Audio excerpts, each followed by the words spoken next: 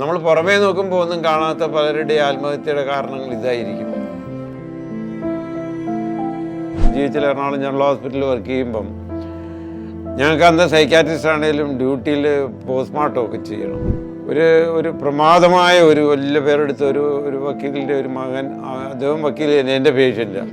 ഒരു ദിവസം ഞാൻ എൻ്റെ ടേൺ വന്ന് ഞാൻ നോക്കുമ്പോൾ പോസ്റ്റ്മോർട്ടം ടേബിളിൽ അങ്ങേരാണ്. ഇപ്പം സമ്പത്തല്ല സന്തോഷത്തിന് കാരണം. സമ്പത്തില്ലെന്നും പറഞ്ഞും സന്തോഷം ഉണ്ടാകണമെന്നില്ല. സന്തോഷം നമ്മൾ ഉണ്ടാക്കണം. ഇപ്പോൾ സാറ്റർഡേ നല്ല തിരക്കുള്ള സമയത്ത് ഞാൻ നോക്കുമ്പോൾ ഒരു പയ്യനെ ഒരു അഡൽറ്റ്, ഏർലി അഡൽറ്റ് അവിടെ കോർണറിൽ ഇങ്ങനെ നിൽക്കുക. അവൻ്റെ കയ്യിൽ പേപ്പറോ ഒന്നും ഇല്ല. മുഖം കണ്ടാൽ തന്നെ അറിയാം ഈ ഹൈലി സാഡ്. കുറച്ച് കഴിഞ്ഞപ്പോൾ എനിക്ക് മനസ്സിലായി ഇത് പന്തിയല്ല, ഈ പയ്യൻ എന്താണ് നമ്മളൊന്ന് ഞാൻ വിളിച്ചിട്ട് ചോദിച്ചാൽ എന്താ അതെൻ്റെ പ്രശ്നം എന്നായിരിക്കെ. എന്നിട്ട് ഒന്നും മിണ്ടുന്നില്ല. അപ്പോഴത്തേക്ക് അവൻ്റെ കണ്ണുനീരിങ്ങനെ ഒഴുകാൻ തുടങ്ങി. നീ എന്താ ഇവിടെ വന്ന്, ഏത് നാട്ടുകാരനാണെന്ന് ചോദിച്ചിട്ടോ ഒന്നും പറയുന്നില്ല. കുറച്ച് കഴിഞ്ഞപ്പോൾ അവൻ പറഞ്ഞ് എനിക്ക് പ്രയാസം തോന്നി, ജീവിക്കണ്ടെന്ന് തോന്നി. ഞാൻ ഇതിനടുത്തുള്ളൊരു ലോഡ്ജിൽ വന്ന് റൂമെടുത്ത് എനിക്ക് ജീവിക്കാൻ അവകാശമുള്ളതുപോലെ മരിക്കാനും അവകാശമുണ്ടെന്ന് ചിന്തിക്കുന്ന ഒരു സമൂഹമുണ്ട് ഇന്ന്. ആത്മഹത്യ ഒന്നിനും ഒരു പരിഹാരമല്ല. ഇതെല്ലാം കൺട്രോൾ ചെയ്യുന്ന ബ്രെയിനാണല്ലോ. ഇപ്പം മനഃശാസ്ത്രം എന്ന് പറഞ്ഞാൽ മനസ്സിൻ്റെ ശാസ്ത്രം. മനസ്സെന്ന് പറയുന്ന ഒരു ഓർഗനുണ്ടോ? ഇല്ല. പിന്നെ അത് എന്നതാ അത്? സാറിന്റെ ലൈഫിൽ സാറിന് മൊത്തത്തിൽ പിടിച്ചുലച്ചൊരു പേഷ്യന്റ് കേസ് ഉണ്ടെങ്കിൽ അതെന്തായിരിക്കും?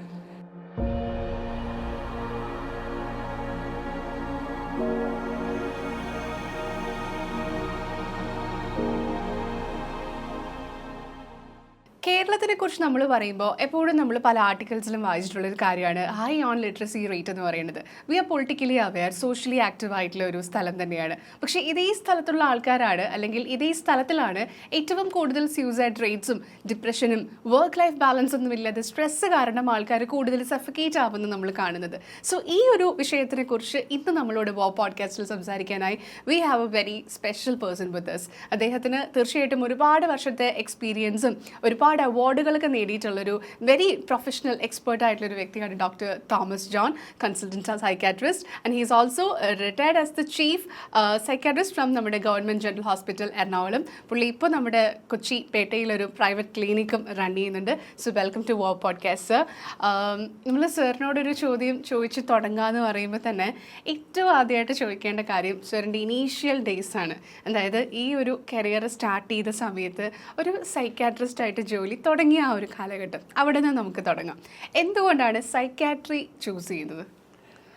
ആ ചോദ്യത്തിൻ്റെ അർത്ഥം പറയുകയാണെങ്കിൽ കുറച്ചുകൂടി ബാക്കിലേക്ക് വരണം. 1980 പാസ്സായി കഴിഞ്ഞ് തുടങ്ങുമ്പം അന്ന് എനിക്ക് പീഡിയാട്രിക്സ് ആയിരുന്നു ശരിക്കും. ഞാൻ MBBS കഴിഞ്ഞ് പീഡിയാട്രിക്സ് എടുത്ത് പ്രാക്ടീസ് ചെയ്യുകയാണ്. 2000 ശേഷമാണ് സൈക്കാട്രി എടുത്തത്. അപ്പോൾ 20 കൊല്ലത്തെ ഒരു മുൻകാല എക്സ്പീരിയൻസ് ജനറൽ മെഡിസിൻ പ്ലസ് സൈക്കാട്രിയിലുണ്ട്. അപ്പം പിന്നീട് ഈ പറഞ്ഞത് 2000 കഴിഞ്ഞിട്ടാണല്ലോ ഇതിലേക്ക് വരുന്നത്. അപ്പോൾ എൻ്റെ വൈഫിനോട് ഒരു കൂട്ടർ ചോദിച്ചത് എന്താണെന്ന് ചോദിച്ചാൽ പറഞ്ഞു അന്ന് പിള്ളേരായിരുന്നുകൊണ്ട് പീഡിയാട്രിക്സ് എടുത്ത്, ഇപ്പോൾ പിള്ളേർ വലുതായി അതുകൊണ്ട് സൈക്കാട്രി എടുത്തു എന്ന് പറഞ്ഞു. തമാശയ്ക്ക് പറഞ്ഞതാണേലും ഈ കേരളത്തിൻ്റെ പ്രത്യേക സാഹചര്യത്തിൽ അതിന് ഒത്തിരി ഇമ്പോർട്ടൻറ്റ്. പിള്ളേരുടെ കാര്യത്തിലാണേലും ഒക്കെ പറഞ്ഞല്ലോ, മാഡം പറഞ്ഞ പോലെ ലിറ്ററസി റേറ്റൊക്കെ വളരെ കൂടുതലാണ്.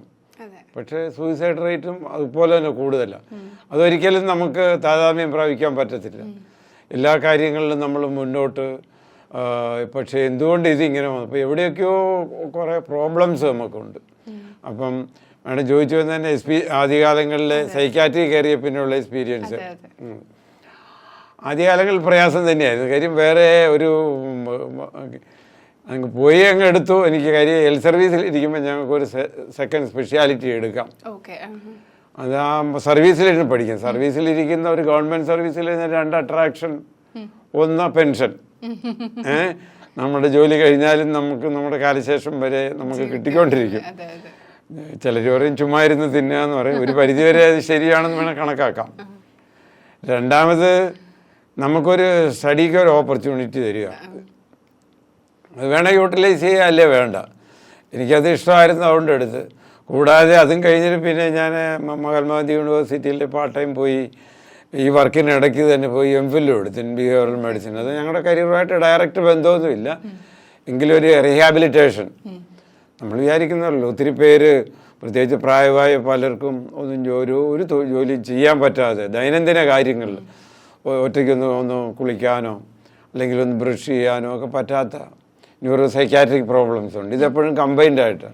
അപ്പോൾ കുറച്ച് റീഹാബിലിറ്റേഷനോട് അറിഞ്ഞിരിക്കുന്നത് നല്ലതാണല്ലോ എന്ന് പറഞ്ഞ് അങ്ങനെ എടുത്തിട്ടുണ്ട്. അപ്പോൾ എക്സ്പീരിയൻസ് ഇതിലെല്ലാത്തിലും ഉണ്ട്, എല്ലാ മേഖലയിലും ഉള്ള ഒരു എക്സ്പീരിയൻസ് ഉണ്ട്. നമ്മൾ ഈ സൈക്കോളജി, സൈക്കാട്രി എന്ന് പറയുന്നത് രണ്ടും വളരെ വ്യത്യസ്തമായിട്ടുള്ള മേഖലയാണ്. പക്ഷെ സാധാരണ ആൾക്കാർക്ക് മനസ്സിലാവുന്ന രീതിയിൽ എന്താ ഇതിന്റെ വ്യത്യാസം എന്നൊന്ന് പറഞ്ഞു തരുമോ ഈ രണ്ട് മേഖലയിൽ? സൈക്കോളജി സാധാരണ ഒരു നമ്മൾ ജനറലായിട്ട് ഈ എന്താ പറയണ്ടത്, ഇപ്പോൾ ഒരു BA കഴിഞ്ഞിട്ടോ അല്ലെങ്കിൽ സയൻസ് ആയിരിക്കണമെന്നില്ല അവരുടെ സബ്ജക്റ്റ് ബാക്ക്ഗ്രൗണ്ട്. ഇപ്പോൾ തന്നെ അതിലേക്ക് മാറ്റിക്കൊണ്ട് വരുമെന്നാണ് പറയുന്നത്. അപ്പോൾ ഒരു എക്കണോമിക്സോ എന്താണേലും ഒരു ജനറലായിട്ടുള്ള അറിവാണ്. മറ്റേത് ഒരു സയൻസ് ബാക്ക്ഗ്രൗണ്ടിൽ നിന്ന് തന്നെയാണ് വരുന്നത്. പക്ഷേ brain is the master organ. ഇതെല്ലാം കൺട്രോൾ ചെയ്യുന്ന ബ്രെയിനാണല്ലോ. ഇപ്പം മനഃശാസ്ത്രം എന്ന് പറഞ്ഞാൽ മനസ്സിൻ്റെ ശാസ്ത്രം. മനസ്സെന്ന് പറയുന്ന ഒരു ഓർഗൻ ഉണ്ടോ? ഇല്ല. പിന്നെ അത് എന്നതാ ഇത്? ഇപ്പോൾ ഹാർട്ട് എന്ന് പറഞ്ഞാൽ നമുക്ക് കാണിച്ചു കൊടുക്കാം, കൈ, കാല്, അല്ലെ എന്താണേലും നമുക്കുണ്ട്, യൂറിനറി സിസ്റ്റം, ബ്ലാഡർ എല്ലാം നമുക്ക് കാണിച്ചു കൊടുക്കും. പക്ഷെ മനസ്സിത് എവിടെ കാണിക്കുന്നത്? ഒരു സാഹിത്യകാരനോട് ചോദിച്ചാൽ ഇങ്ങനെ നെഞ്ചിൻ്റെ അവിടെ തൊട്ടേ പറയുള്ളൂ മനസ്സ് ഇവിടെ ആണെന്നുള്ള രീതിയിൽ. പക്ഷെ അതല്ല, അത് ബ്രെയിൻ്റെ ഒരു ഫങ്ഷനാണ് മനസ്സെന്ന് പറയുന്നത്. നമ്മുടെ വികാരങ്ങളും നമ്മുടെ വിചാരങ്ങളും, വിചാരം, പ്രവൃത്തി, ഇതിൻ്റെ മുഴുവനും കൂടിയുള്ള ഒരു സം ടോട്ടലാണ്. അപ്പോൾ അത് എന്നാന്ന് കാണിക്കാൻ പറ്റില്ല. അതൊരു ഫങ്ഷണലുമായിട്ട് പുറത്ത് വരുള്ളൂ. ഒരാൾ അകാരണമായിട്ട് ദേഷ്യപ്പെടുന്നു, അല്ലെങ്കിൽ അകാരണമായിട്ടുള്ള ഭയം. അപ്പം നമ്മളൊന്ന് ഇടിവെട്ടുന്നത് നമുക്ക് വേണം, ഭയന്നില്ല, എല്ലാ സ്വിച്ചൊക്കെ വേണമെന്ന് ഓഫാക്കാം. അപ്പം ഭയം എന്ന് പറയുമ്പം തന്നെ അകാരണമായ ഭയമായിരിക്കണം. ചുമ്മാ ഇതിലൂടെ ഇപ്പോൾ ഒരു പല്ലി ഇതിലെ പോയെന്ന് വിചാരിച്ച് പേടിച്ചോടേണ്ട കാര്യമൊന്നുമില്ല. നമ്മളാരും പ്രതീക്ഷിക്കുന്നില്ല വയനാട്ടിൽ നിന്നൊക്കെ ഒരു പുലി ഇവിടെ വന്നെന്നിറങ്ങി ഒരു പക്ഷേ നമ്മളെല്ലാം ഇവിടുന്ന് പോകും. അത് സാധാ ഭയമാണ്. അപ്പോൾ എല്ലാത്തിനും ഒരു കാരണവും അകാരണവും ഉണ്ട്. അപ്പോൾ അങ്ങനത്തെയൊക്കെയുള്ള സിംറ്റങ്ങൾ അത് വിചാരത്തിലാകാം, പ്രവൃത്തിയിലാകാം, നമ്മളുടെ വൈകാരികതയിലാകാം. ഇതെല്ലാം ഒത്തിരി ബാധിക്കും. അപ്പോൾ അത് മനസ്സെന്ന് പറയുന്നതാണ്. അപ്പം എല്ലാത്തിലും ഒരു സൈക്കോളജി ഉണ്ട്, സയൻസിലും ഉണ്ട്, സമൂഹത്തിലും ഉണ്ട്.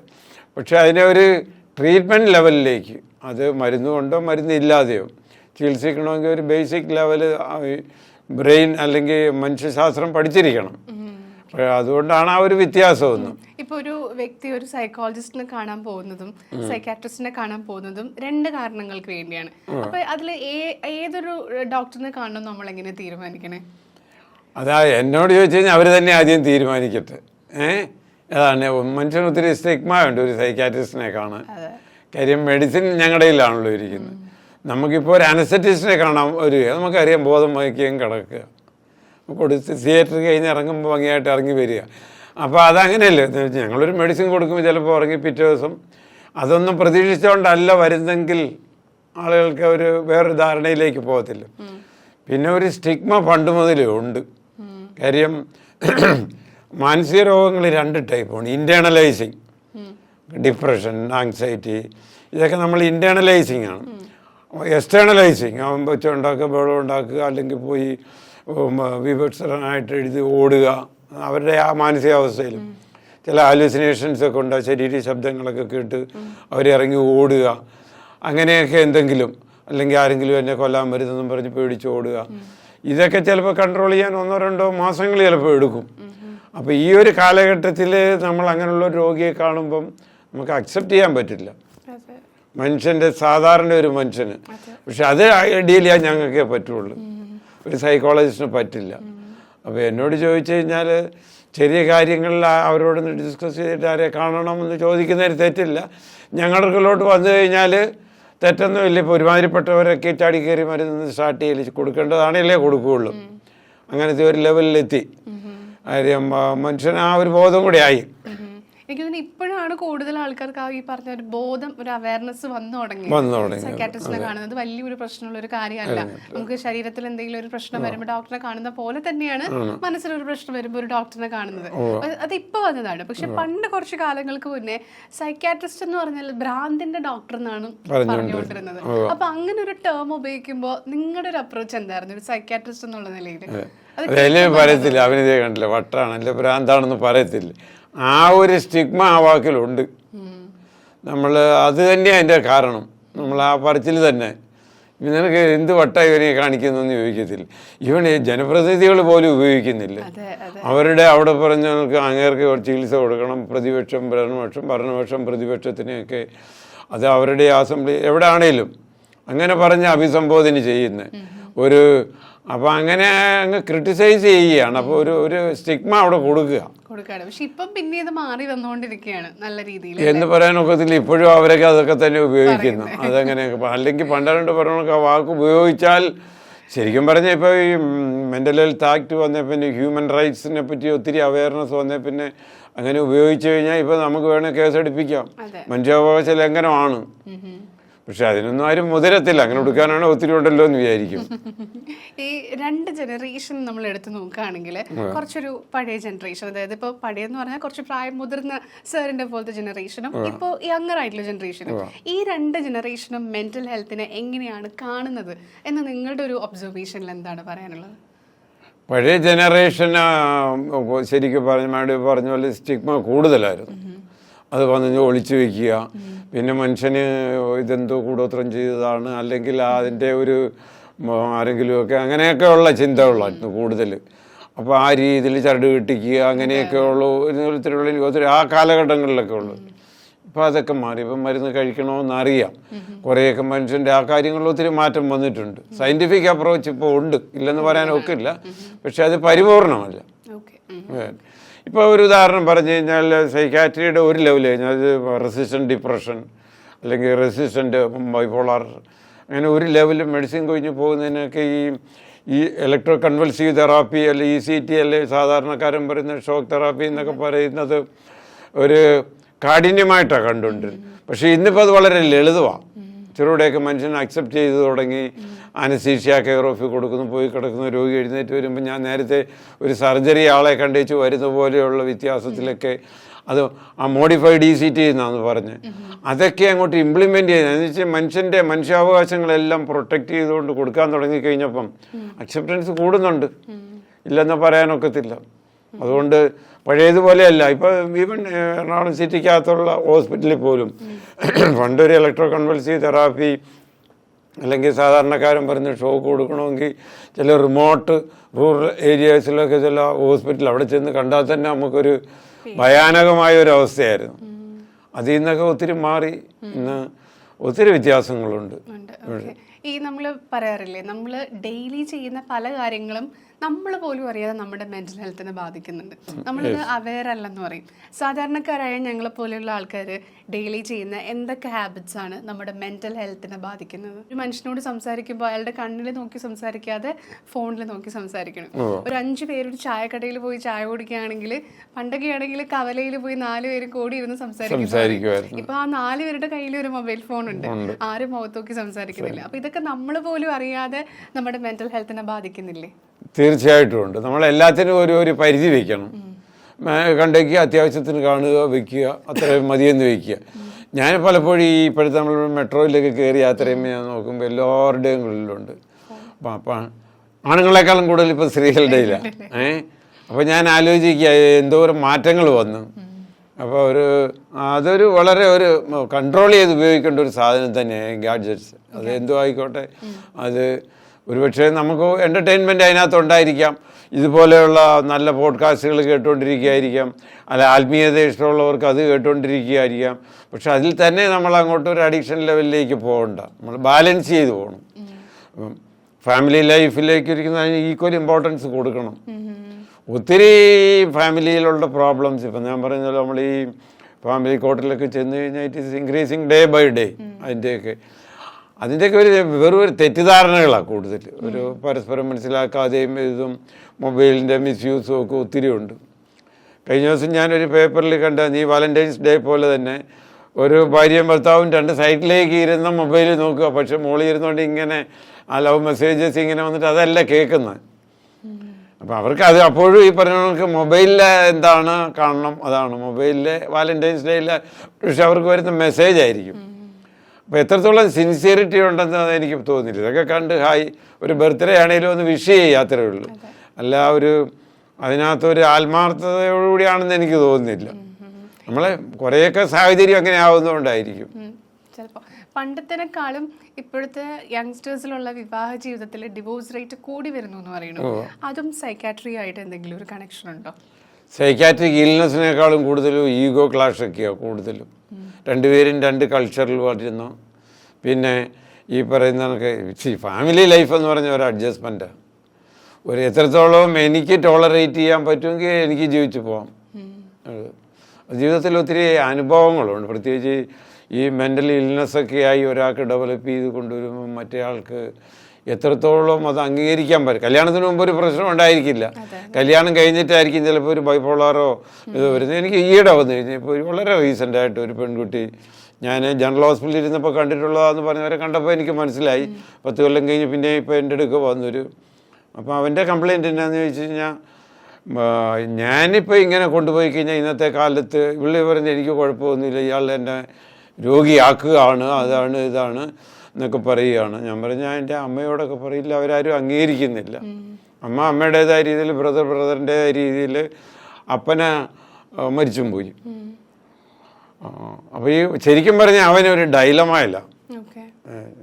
ഞാൻ പറഞ്ഞാൽ ഈ സോഷ്യൽ ജസ്റ്റിസ് ഡിപ്പാർട്ട്മെൻറ്റിലൊക്കെ കൊടുത്തതിൻ്റെ നിയമവശങ്ങളൂടെയൊക്കെ പണ്ട് ഞങ്ങൾക്കൊക്കെ അക്സെപ്റ്റ് ചെയ്യാൻ പാടാണ്. ഇപ്പം ഇത് ആക്കിക്കൊണ്ട് വരികയാണെന്ന് പറഞ്ഞു കഴിഞ്ഞാൽ സമൂഹത്തിൻ്റെ മുമ്പിലെല്ലാം ഇവളൊരു ഈ കുട്ടി ഒരു ബൈപോളാർ ഡിസോർഡർ ഉള്ള ഒരു കുട്ടി തന്നെയാണെന്ന് സ്ഥാപിക്കാൻ ഒത്തിരി പാടുപെടും ഇന്നത്തെ നിയമവ്യവസ്ഥയിൽ.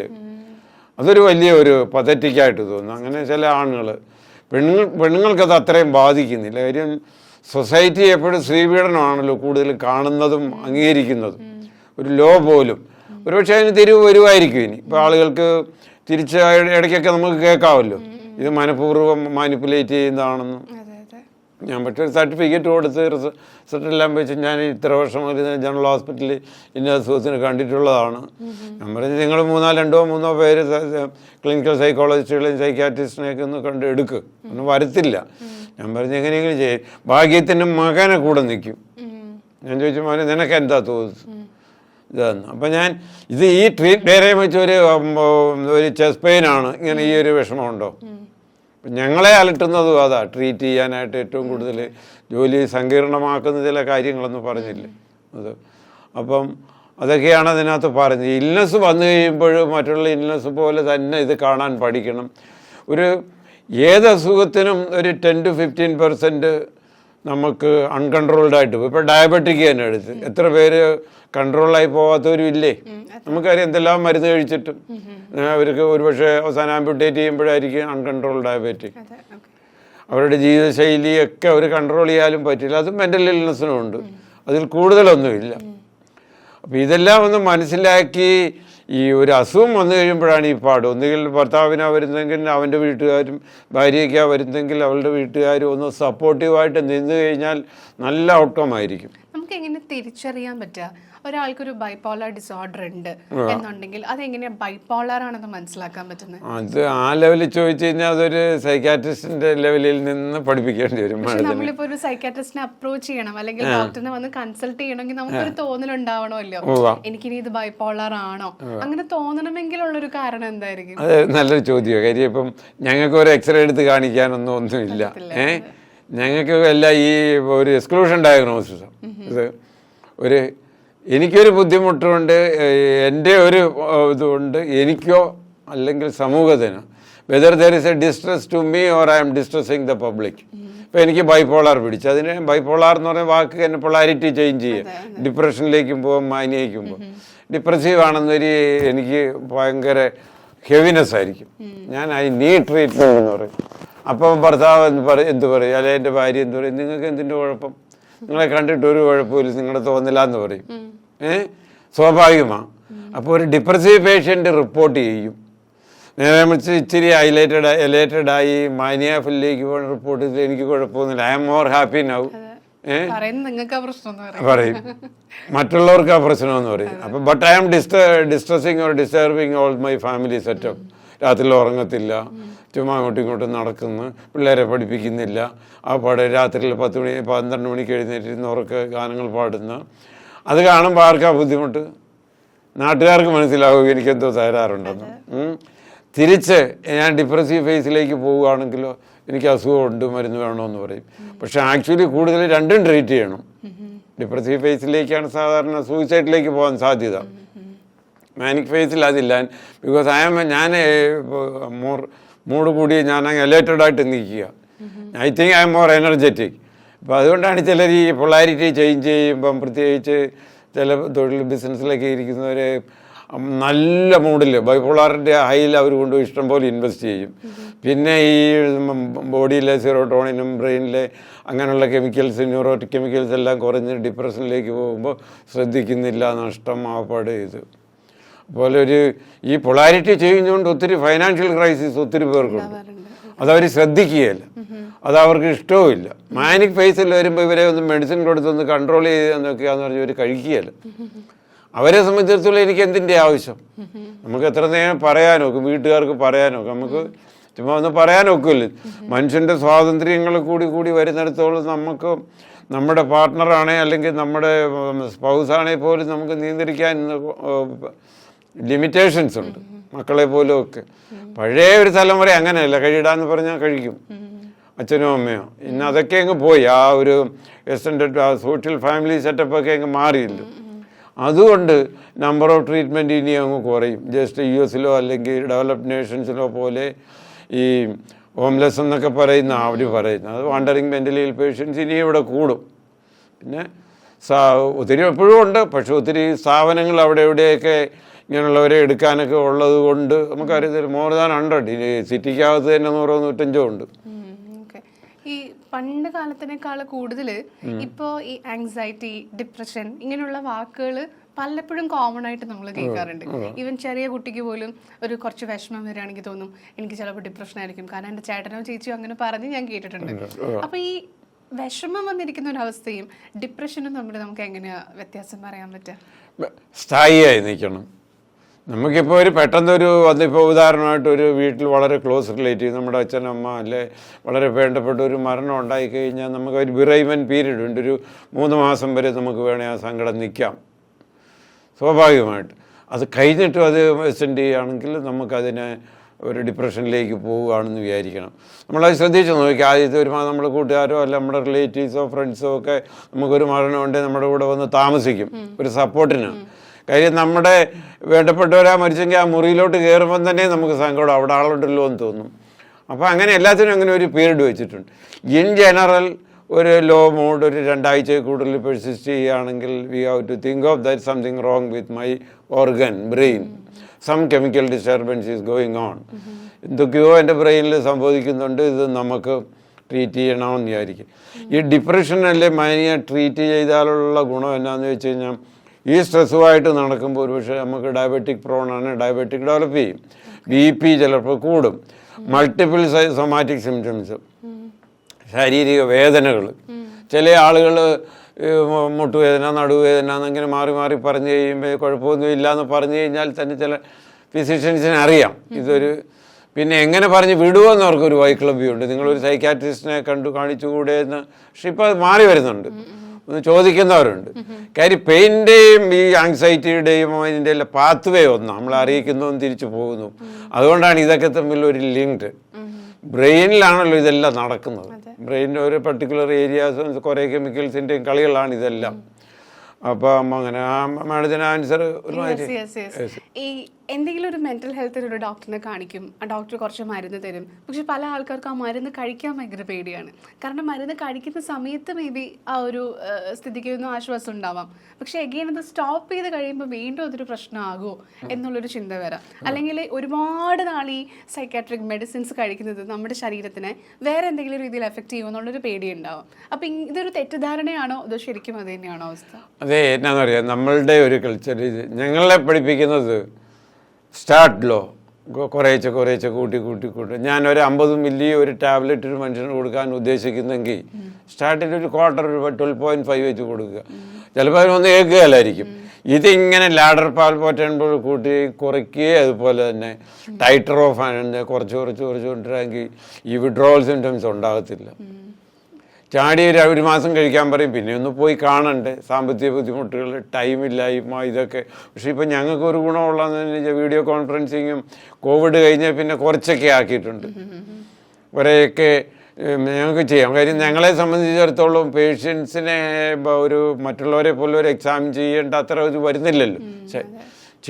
ചെയ്യുന്നത് നല്ലതാണ്. പക്ഷേ ഒരു BP കാര്യങ്ങളോ ഒക്കെ നോക്കുന്നത്. പക്ഷെ നമ്മളാരും അങ്ങനെ ചെയ്യാറില്ല. ഇന്നത്തെ കാലത്ത് അത് ഗുണത്തെക്കാളേറെ ദോഷം ചെയ്യും. ഇപ്പോൾ ഒരു സൈക്കാട്രിസ്റ്റായിട്ട് വന്നു വെച്ചാൽ അങ്ങനെ എൻ്റെ BP നോക്കി പൾസ് നോക്കി എന്ന് പറഞ്ഞാൽ കേൾക്കുന്നവന് സംശയിക്കുക എന്ത് കാര്യത്തിനാണ്. അപ്പോൾ ഈ കുട്ടിയൊന്ന് പറയുകയാണ് അത് അങ്ങനെ എന്നെ ഒന്ന് മിസ്മാനേജ് ചെയ്തെന്നോ അല്ലെങ്കിൽ മിസ്ബിഹേവ് ചെയ്തെന്ന് പറഞ്ഞാൽ ജനം അതേ വിശ്വസിക്കുള്ളൂ. അതുകൊണ്ട് അതിൽ നിന്നൊക്കെ അങ്ങ് ആളുകൾ കുറഞ്ഞ് അകന്നകന്ന് വരും. വയസ്സോടെ നമുക്ക് നമ്മുടെ കാര്യം കൂടെ നോക്കണമല്ലോ, വിട്ടുവീടരുതല്ലോ. അപ്പോൾ അതൊക്കെ വീഡിയോയിൽ ഞങ്ങൾ ഒത്തിരി, പ്രത്യേകിച്ച് ഞാൻ ഈ പ്രായം ചെന്നവരെയൊക്കെ ഡിമെൻഷ്യ കെയറിലൊക്കെ പോകും, പേഷ്യൻസിനെ കൊണ്ടുവരുമ്പം അവർ കൊണ്ടുവരുന്ന ബുദ്ധിമുട്ട് തന്നെ നമുക്കറിയാം.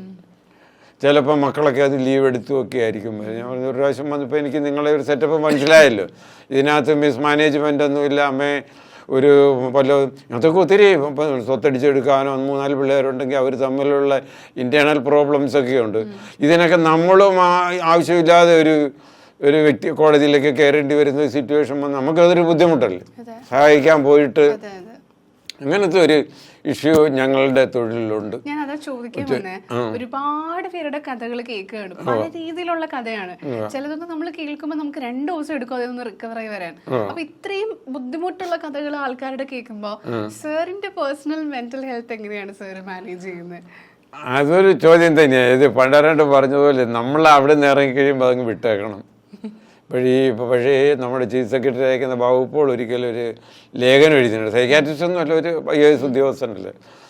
ഞാൻ ഓഫീസിൽ നിന്ന് വന്നു കഴിഞ്ഞാൽ കാറിൻ്റെ താക്കോല ചെയിൻ ഇടുന്നിടത്തോട് ഇട്ട് കഴിഞ്ഞാൽ പിന്നെ ഓഫീസ് വിട്ട് വർക്ക് വൈലി വർക്ക്, പ്ലേ വൈലി പ്ലേ. വീട്ടിലായിരിക്കുമ്പോൾ വീട്ടിലെ കാര്യങ്ങൾ അവിടെ അത് 100% സാധ്യമല്ല. അതൊക്കെ നമ്മളിങ്ങനെ അലട്ടിക്കൊണ്ടിരിക്കും.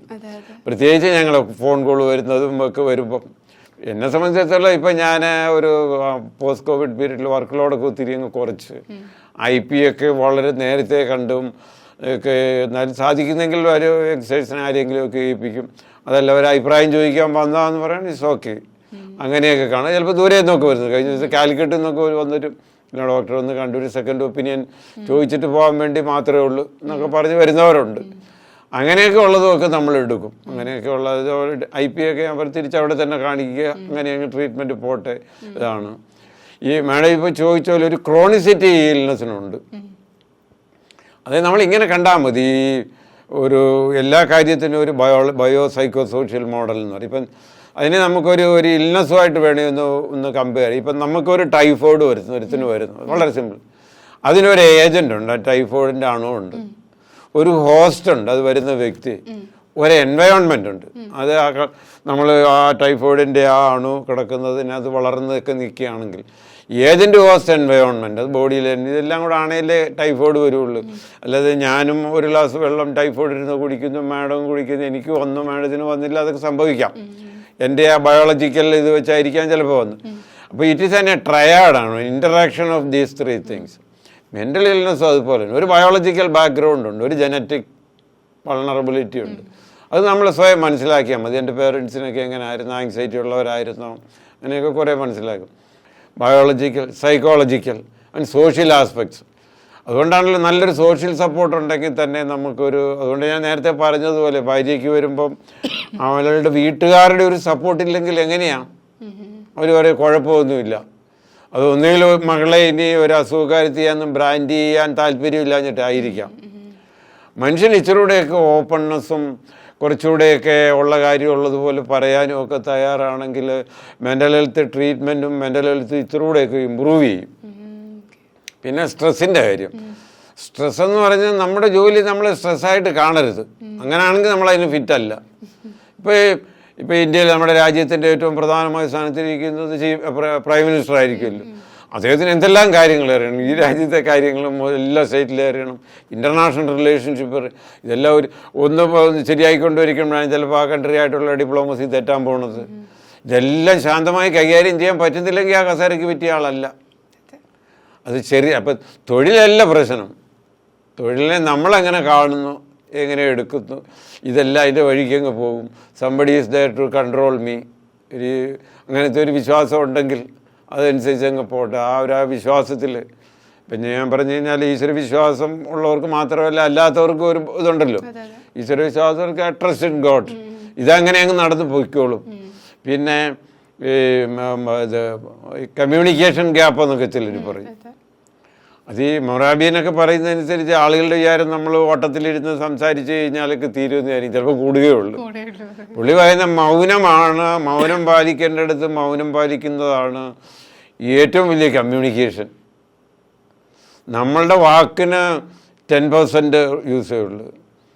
അതെങ്ങനെ ടോൺ ഓഫ് ദ ടോക്ക് നമ്മൾ എങ്ങനെ പറഞ്ഞ് പിടിപ്പിക്കുന്നതിനാണ് 35% കൊടുത്തിരിക്കുന്നത് അദ്ദേഹം.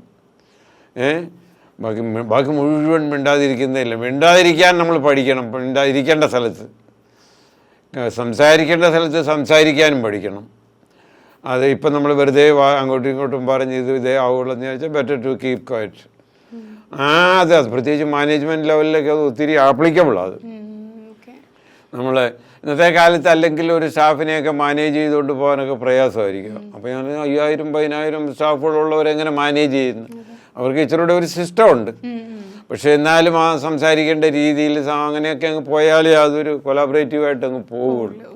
സർ നേരത്തെ പറഞ്ഞ പോലെ ആങ്സൈറ്റി അല്ലെങ്കിൽ ഡിപ്രഷൻ ഇതൊക്കെ ജനറേഷനലി പകർന്ന് അങ്ങനെ വരാൻ സാധ്യതയുണ്ട്. ഇപ്പം എൻ്റെ അച്ഛൻ ആങ്സൈറ്റി ഉണ്ടെങ്കിൽ അത് ആ കുട്ടിക്ക് വരാനുള്ള പോസിബിലിറ്റി ഉണ്ടോ? ഞാൻ തിരിച്ചൊരു ചോദ്യം അങ്ങോട്ട് ചോദിക്കട്ടെ. ഡയബറ്റിക് ഉണ്ടെങ്കിൽ എങ്ങനെ, എത്രത്തോളം ചാൻസ് ഉണ്ട്? ചാൻസ് ഉണ്ടെന്ന് കേട്ടിട്ടുണ്ട്. ഉണ്ട്. ഇപ്പം എൻ്റെ പേരൻസിന് ഒരാൾക്കുണ്ടെന്ന് വെച്ചു, എനിക്കൊരു ചാൻസ്, 2 പേർക്കുണ്ടെങ്കിൽ ചാൻസ് കൂടുതലാണ്. Subsequent generation onset is earlier. ഒരാൾക്ക് 60-ാമത്തെ വയസ്സിൽ വന്നു, അമ്മയ്ക്ക് 50-ാമത്തെ വയസ്സിൽ വന്നു.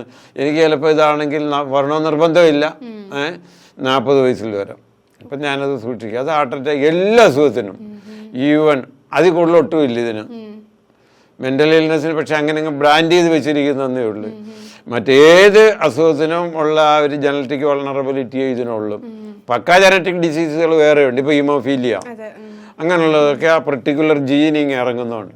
ഇത് മൾട്ടി ലോക്കുലാർ എന്ന് പറയും. ഇന്നിടത്തല്ല, ഈ ഒരു ജീനാണ് ഉണ്ടാക്കുന്നതെന്നല്ല, പെർട്ടിക്കുലർ ആ ഒരു ഇതല്ല. ഇപ്പം ചില നേരത്തെ ഞാൻ പറഞ്ഞ ചില അസുഖങ്ങളൊക്കെ ഉണ്ടല്ലോ, ഇപ്പോൾ ട്രൈസോമി 20 അങ്ങനെയൊക്കെ പോലെ ചില അസുഖങ്ങൾ ആ പെർട്ടിക്കുലർ ഇത് വരുന്നതുകൊണ്ടാണ്. അതിനാണെങ്കിൽ നമുക്ക് ഫുള്ളി ജനറ്റിക് എന്ന് പറയും. അല്ലാത്തതിനൊക്കെ ഈ പറയുന്നത് ബയോളജിക്കൽ, സൈക്കോളജിക്കൽ, സോഷ്യൽ. ഇപ്പം ഞാൻ ഡയബറ്റിക് പ്രോൺ ആണെങ്കിൽ എൻ്റെ ഡയറ്റ് കൺട്രോൾ ചെയ്ത് ആവശ്യത്തിന് എക്സസൈസ് ചെയ്തു പോയാൽ വരുന്നത് പ്രിവെൻറ്റ് ചെയ്തങ്ങ് പോകാം. അപ്പം ഇതിന് മാത്രമായിട്ട് അങ്ങനെ പ്രത്യേകിച്ച് ജനറ്റിക് അതുകൊണ്ട് വരണമെന്ന് നിർബന്ധമൊന്നുമില്ല. ജീവിതത്തിൽ ഏതെങ്കിലും ഒരു പോയിന്റിൽ സ്റ്റക്കായി നിൽക്കുന്ന അവസ്ഥ ഇത് മനുഷ്യർക്ക് പലപ്പോഴും തോന്നിയിട്ടുണ്ടാവും.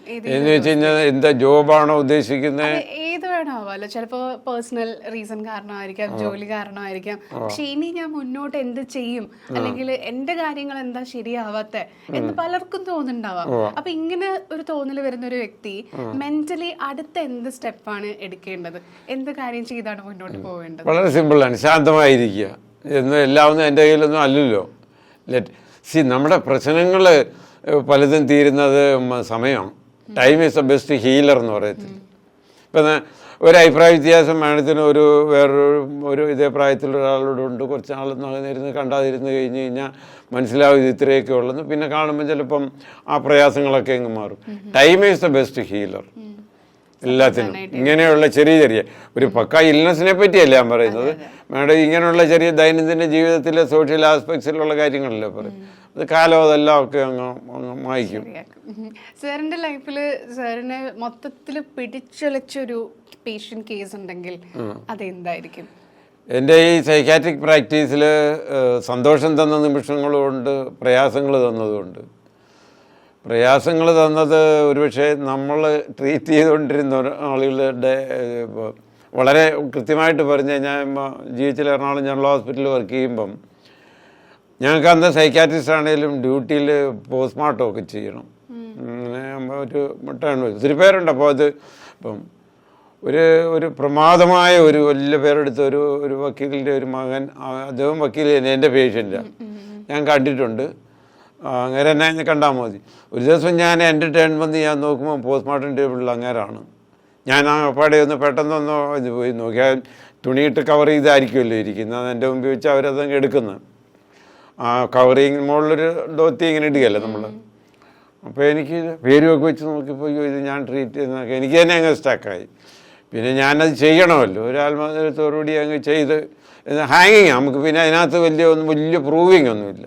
പിന്നെ അവർക്ക് ട്രീറ്റ്മെൻറ്റ് ഹിസ്റ്ററി ഞാൻ വരുന്നതിന് മുമ്പ് ആളുകളെ കാണിച്ചിട്ടുണ്ട് അവിടെ ഇരുന്നവരെയൊക്കെ. പുള്ളി അങ്ങനെ ഇടയ്ക്ക് ഡിപ്രഷനിലേക്ക് പോകും. അവിടെ ഒരു ഇതൊക്കെ ഉണ്ടെന്ന് ഫാമിലി മെമ്പേഴ്സ് ചിലപ്പോൾ അത് അംഗീകരിക്കുകയല്ല. അതെന്തിനാണ് ഡിപ്രഷൻ, നീ ജോലിയിലേക്ക് പോകും, അപ്പം നിൻ്റെ ഡിപ്രഷനൊക്കെ മാറുമെന്ന് പറയും. പ്രത്യേകിച്ച് മാരീഡായിരുന്ന അദ്ദേഹത്തിൻ്റെ ആ ഒരു ബുദ്ധിമുട്ട്. വൈഫിനൊന്നും ഇത് ഇങ്ങനെ സംഭവിക്കുമെന്ന് ആരും പ്രതീക്ഷിച്ചില്ല. അടുത്ത കാലത്തൊന്നും ആ സമയത്തൊന്നും എന്നെ ഫോളോ ചെയ്തിട്ടുമില്ല. പക്ഷെ ഇങ്ങനത്തെയുള്ള സംഭവങ്ങൾ കുറേ ഉണ്ട്. ഇത് സന്തോഷം തന്ന നിമിഷങ്ങളുണ്ട് അവിടെ വർക്ക് ചെയ്യുമ്പം. ഒരിക്കലും അതൊരു ശനിയാഴ്ചയാണ്. ഞാൻ നല്ല തിരക്കുള്ള ഒപ്പിയാണ്. ഞാൻ അവിടെ ഇരുന്ന് ആ വർക്കിൻ്റെയൊക്കെ മേഡം അവാർഡിൻ്റെ കാര്യമൊക്കെ പറഞ്ഞിട്ട് ഒത്തിരി കാര്യങ്ങൾ ഡിപ്പാർട്ട്മെൻറ്റിൽ ചെയ്തു. ഒരു സൈക്കാട്രി ഡിപ്പാർട്ട്മെൻറ്റ് ജനറൽ ഹോസ്പിറ്റലിൽ ഒന്ന് ബിൽഡപ്പ് ചെയ്തുകൊണ്ട് ജനറൽ സർവീസിൽ അതൊക്കെ ഉണ്ടാക്കാൻ അത്ര എളുപ്പമല്ലോ. ഫണ്ടിങ്ങും ഒത്തിരി ഗവൺമെൻറ്റിൻ്റെ കാര്യങ്ങളും ഒക്കെ വരണമല്ലോ. അപ്പം പക്ഷെ ഞാൻ ആ 4 കൊല്ലം അങ്ങ് മെനക്കെട്ട് അവിടെ നിന്ന സമയത്ത് ചെയ്ത് എനിക്ക് കുറച്ചൊക്കെ ഇമ്പ്രൂവ് ചെയ്യാൻ പറ്റി. അപ്പോൾ സാറ്റർഡേ നല്ല തിരക്കുള്ള സമയത്ത് ഞാൻ നോക്കുമ്പോൾ ഒരു പയ്യനെ ഒരു അഡൽട്ട്, ഏർലി അഡൽട്ട് അവിടെ കോർണറിൽ ഇങ്ങനെ നിൽക്കുക. അവൻ്റെ കയ്യിൽ പേപ്പറോ ഒന്നുമില്ല, ഇങ്ങനെ നിൽക്കുക. ഞാൻ നല്ല തിരക്കിലുണ്ടെങ്കിൽ ഇയാൾ എന്നെ ഇങ്ങനെ നിൽക്കുന്നതെന്ന് ചോദിച്ചു. എന്നെ കാണാനാണോ എന്ന് ചോദിച്ചു. ഒന്നും മിണ്ടുന്നില്ല. മുഖം കണ്ടാൽ തന്നെ അറിയാം ഈ ഹൈലി സാഡ്. ഞാൻ പറഞ്ഞു എന്നെ കാണാനാണെങ്കിൽ ചുറ്റും എടുത്തുകൊണ്ട് വരണം, ഒ പി ചുറ്റും എടുത്തുകൊണ്ട് വരണം, അല്ല ചുമ്മാ നിന്നാൽ ശരിയാവില്ല എന്ന് പറഞ്ഞു. അവൻ അങ്ങനെ തന്നെ നിൽക്കുക. ഞാൻ എൻ്റെ വർക്കും തുടരുക. കുറച്ച് കഴിഞ്ഞപ്പോൾ എനിക്ക് മനസ്സിലായി ഇത് പന്തിയല്ല ഈ പയ്യൻ. എന്താണ് നമ്മളൊന്ന് ഞാൻ വിളിച്ചിട്ട് ചോദിച്ചാൽ എന്താ അതെൻ്റെ പ്രശ്നം എന്നാ ഇരിക്കെ, എന്നിട്ടൊന്നും മിണ്ടുന്നില്ല. അവനങ്ങനെ അപ്പോഴത്തേക്ക് അവൻ്റെ കണ്ണുനീരിങ്ങനെ ഒഴുകാൻ തുടങ്ങി. ഞാനപ്പോൾ സോഷ്യൽ വർക്കറുണ്ട്, അവരെ അമ്മ വിളിച്ചിട്ട് പറഞ്ഞ് ഇത് ഒന്ന് ശരിക്കൊന്ന് അനലൈസ് ചെയ്യണം. ഇത് എന്നാണെന്ന്, ഇവനെ നമുക്ക് ഇങ്ങനെ വിട്ടാൽ ശരിയാവുകയല്ല, പിന്നെ ഈ സംതിങ് റോങ് വിത്ത് ചെയ്യും, എന്നാന്നൊന്ന് ചോദിക്കാൻ പറഞ്ഞ്. ഒരു 1/4 മണിക്കൂർ പുള്ളിക്കാരത്ത് കൊണ്ടുപോയിട്ട് ഇവൻ വാതുറക്കുന്നില്ല. അപ്പോഴത്തേക്ക് എൻ്റെ OP എല്ലാം കഴിഞ്ഞ് ഫ്രീ ആയി. അപ്പോൾ ഞങ്ങൾ 2 പേരും കൂടി ഇരുന്ന് ഇവനെ മോനെ നീ ഉള്ള കാര്യം പറയാം, എന്താ നിനക്ക് വിഷമം എന്ന് പറയുക. നീ എന്താ ഇവിടെ വന്ന്, ഏത് നാട്ടുകാരനാണെന്ന് ചോദിച്ചിട്ട് ഒന്നും പറയുന്നില്ല. കുറച്ച് കഴിഞ്ഞപ്പോൾ അവൻ പറഞ്ഞ് ഞാൻ പാലക്കാട് ജില്ലയിലുള്ളതാണ്, എനിക്ക് പ്രയാസം തോന്നി, ജീവിക്കണ്ടെന്ന് തോന്നി, ഞാൻ ഇതിനടുത്തുള്ളൊരു ലോഡ്ജിൽ വന്ന് റൂമെടുത്ത് കഴിഞ്ഞപ്പോൾ എന്തോ ഒരു ഇന്നർ കോൾ എനിക്ക് തോന്നി, ഞാൻ ഇവിടെ വന്ന് ഡോക്ടറെ ഒന്ന് കണ്ടേക്കാമെന്ന് തോന്നി. ആരോണ്ട് ചോദിച്ചപ്പോൾ ഇത് അങ്ങനെ കേൾക്കൊള്ളാൻ പറഞ്ഞെന്ന് പറഞ്ഞു. അങ്ങനെ അവിടെ ഒന്നിങ്ങനെ നിൽക്കുക. അപ്പം ഞാൻ മനസ്സിലായി ഇത് പന്തികേടാണ്. പിന്നെ എന്ത് ചെയ്യും, സാറ്റർഡേ സൺഡേ ഇല്ല, ഞാനില്ല, ഞങ്ങൾ 2 പേരും ഇല്ല. മാരേൽപ്പിച്ച് കാഷ്വാലിറ്റി കൊണ്ട് ഈ പയ്യനെ ഏൽപ്പിച്ച് അവർ വിരലുകയുള്ളൂ. അവർക്ക് ആ ഒരു ബാക്ക്ഗ്രൗണ്ട് ഇല്ല, എക്സ്പീരിയൻസ് ഇല്ല. അങ്ങനെ ഒപ്പിച്ചിട്ടൊന്നും ഇല്ലാതെ കാണാനൊന്നും ഒക്കുകയല്ലോ. അപ്പം ഞാൻ അവിടെ അവിടുത്തെ ഈ അഗതികളായിട്ട് കിടക്കുന്ന പേഷ്യൻസിനെ കെയർ ചെയ്യുന്നൊരു സെൻ്ററുണ്ട്. അവിടെ ഒരു പീറ്ററേറ്ററുണ്ട്. അങ്ങനെ ഇവരുമായിട്ടൊക്കെ നല്ല അറ്റാച്ച്മെൻറ്റാണ്.